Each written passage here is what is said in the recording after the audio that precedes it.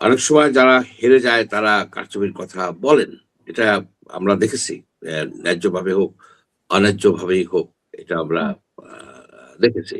কিন্তু এইখানে যেটা ব্যাপকভাবেই তো কিছু হাই প্রোফাইল আ আসনে কারচুপির অভিযোগ আসছে।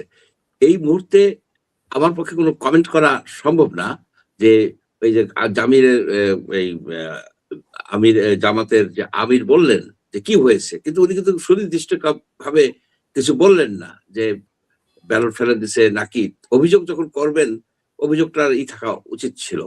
এই এই জামাতের আমিরের সেটা নিয়েও তো কথা আছে। সেখানেও তো অভিযোগ আছে যে অনেক পরে সেটা ডিক্লেয়ার করা হয়েছে।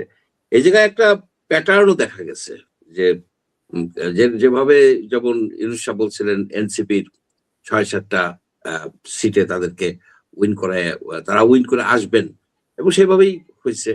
সেভাবেই আসছে বিষয়টা। তারপরেও আমি একটা জিনিস লক্ষ্য করেছি যে এনসিপি কে নিয়ে আমার যে অ্যাসেসমেন্ট টা ছিল যে তারা অনেক জায়গায় হয়তো জামানত রক্ষা করতে পারবেন না। কিন্তু সেই তুলনায় তাদের পারফরম্যান্স কিন্তু অনেক বেটার হইছে। এটাও কিন্তু বিবেচনায় নিতে হবে। অর্থাৎ এই যে ইয়াং জেনারেশন কিন্তু ট্র্যাডিশনাল ইসে থেকে সরে গেছে এটা বোঝা যায়। আর আর যদি বলেন যে জামাতের বিষয় নিয়ে বিশাল একটা হাইপ উঠছিল। যেখানে যেতাম সেখানেই শুনতাম জামাত সরকার গঠন করবে। জামাত সরকার গঠন করবে। হুম, জামাত ১৫১ না, জামাত ১৭০ পাবে।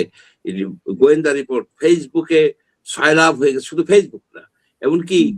আমেরিকানরা পর্যন্ত ডিউপড হইছে। যে আলোচনা করছে জামাত ভালো করবে, সরকার গঠন করবে। এই সারা কুকের কথা বললেন। এ এরা এমন একটা সফিস্টিকেটেড, এমন একটা ওয়াইড স্প্রেড, এটা র‍্যাম্প্যান্ট একটা প্রচারণা চালাইছে সোশ্যাল মিডিয়াতে বিভিন্ন মাধ্যমে যে জামাতের একটা পজিশন ছিল একমাত্র ২-১ জন ছাড়া। এই মামুন সাহেব, অ্যাডভোকেট মামুন সাহেব, আমি আরো ২-১ জন ছাড়া অ এই ২ জনের বাইরে আমি দেখি নাই যে না, জামাতের এই যে আপনার আমাদের ডিবাঙ্ক দর্শক করা। জগতে আমি দেখতেছি না যে আপনারা ২ জনের বাইরে কেউ ছিলেন আরকি। কেউ কিন্তু কারণ আমরা আমি দেখেছি আমার কাছে ইলেকশনের ডাটা আছে। বহু বছরের ডাটা। তাদের যে বেসটা ন্যারো বেস জামাত যখন এখনো বলি, জামাত যখন এককভাবে নির্বাচন করছে এই যে 1996 এর জুনে এবং 2008 এ 96 এর জুনে সে সিট পাইছে only 3 আর 2008 এ পাইছে only 2 অর্থাৎ তার পার মানে ইলেকশনে ভোট গেইনের সংখ্যা ভোটের মানে সিটের সংখ্যা হচ্ছে ২.৫টা 2.5। আমি বলছি যে জামাত হয়তো 1000% ইনক্রিজ করতে পারে 1000% অর্থাৎ 10 টাইমস 25টা হয় 25টা হয় কিন্তু তার তুলনায় জামাত বেশি পাইছে ৬০টার বেশি পাইছে সেখানে তাদের একটা স্ট্র্যাটেজি কাজ করছে এই কারণে যে তারা ক্লাস্টার ওয়েতে গেছে অর্থাৎ এক একটা ক্লাস্টারকে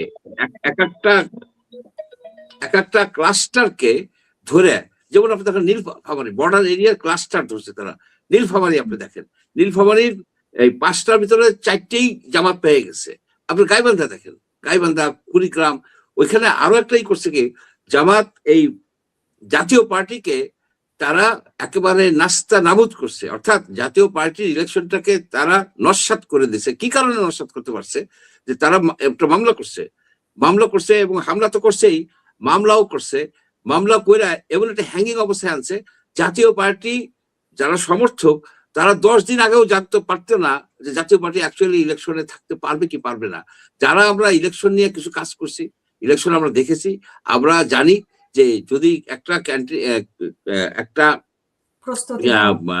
আপনার ক্যান্ডিডেট সম্বন্ধে এই ধরনের প্রশ্ন থাকে সেই ইলেকশনে থাকবে কি থাকবে না তখন কিন্তু লোক সরে যায় আমাদের সিটে আমরা তো দেখছি যে লাবলু সিদ্দিকী সাহেবের তার ব্যাপক সাপোর্টার ছিল কিন্তু তার কিছু লোকজন এই স্ট্র্যাটেজিটা প্রতিদিন গুজব ছড়াইতো যে উনি তো নেগোসিয়েট করে ফেলছে উনি তো উল্টো করে ইলেকশনে দিলও করছে যার ফলে হয় কি গ্রামের যারা লোক যারা ভোটার তারা ওই ধরনের আনসার্টেন সিচুয়েশনে যায় না নেক্সট বেস্ট ক্যান্ডিডেটের কাছে এইটা জাতীয় পার্টির কাছে হয়েছে জাতীয় পার্টির জিরো আপনি দেখেন সে ভোটটা কিন্তু জামাত পেয়েছে এবং জামাত আবার বর্ডার এরিয়া দিয়া ব্যাপকভাবে যেমন আপনি চুয়াডাঙ্গায় তাদের ছিল না চুয়াডাঙ্গায় তারপরে আপনি ধরেন চাঁপাইনবাবগঞ্জ টোটালি তারা কন্ট্রোলে চলে গেছে জামাতের এই জায়গায় আর একটা বিষয় আছে যে পশ্চিম বাংলা থেকে আসা যে মুসলমানরা তারা বেসিক্যালি বাংলাদেশ বিরোধী ছিল প্রকৃতপক্ষে। বাঙালি জাতীয়তাবাদে তারা বিশ্বাস করে না এবং তারা হাম্বেলি মজহাবের লোক। হাম্বেলি মজহাবদের মধ্যে জামাতের সমর্থন করার পসিবিলিটিটা বেশি, তারা প্রোন টু সাপোর্ট জামাত। এইভাবে তারা কিন্তু একটা সিস্টেমেটিক ওয়েতে ক্যাম্পেইন করে তারা গেইন করছে। তাদের গেইন কত? তাদের প্রায় আপনার 5,000 6,000% বেশি ইনক্রিজ করতে পারছে তাদের ইসের সংখ্যা, আসনের সংখ্যা। এইটা কম না, কিন্তু তারা যে কোনোদিনই সরকার গঠন করবে এইটা আমি কখনো বিশ্বাস করি নাই, কারণ ডাটা সাপোর্ট করে না। সবকিছুর একটা লিমিট আছে, কোন পর্যন্ত, যে লিমিটেরও বেশি তারা চলে গেছে। সবগুলি সিটের একটু এক্সামিন করলে বোঝা যাবে সেখানে ইঞ্জিনিয়ারিং হয়েছে কি হয় নাই। আমি একভাবে কোনো কমেন্ট করতে চাইবো না, কারণ আমার কাছে সেই তথ্য নাই যে তারা ইঞ্জিনিয়ারিং করছে, কিন্তু আপনার অনেকেই কমপ্লেন করছে সেই জায়গায় ই করা দরকার, চেক করা দরকার। সেখানে করবে না। সব দলের ক্ষেত্রে কম বেশি হয়েছে, মানে সব দল ইঞ্জিনিয়ারিং হলে তো সব দলই, মানে সব দলের ভিতরে একটা গেছে আর কি। তবে এইখানে একটা হচ্ছে যে একটা আপনার মডারেট লিবারাল পার্টি 2/3 মেজরিটি নিয়ে পেয়ে গেছে, 200-র উপরে তাদের এই বিএনপি। তাদের সামনে চ্যালেঞ্জ হচ্ছে সরকার গঠন করা।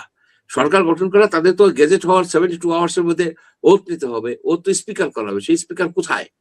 একজন স্পিকার জেলে, আর একজন স্পিকার মানে ডেপুটি স্পিকার জেলে, আর স্পিকার মহোদয় তো হাইডিং এ আছে, নোবডি নোজ।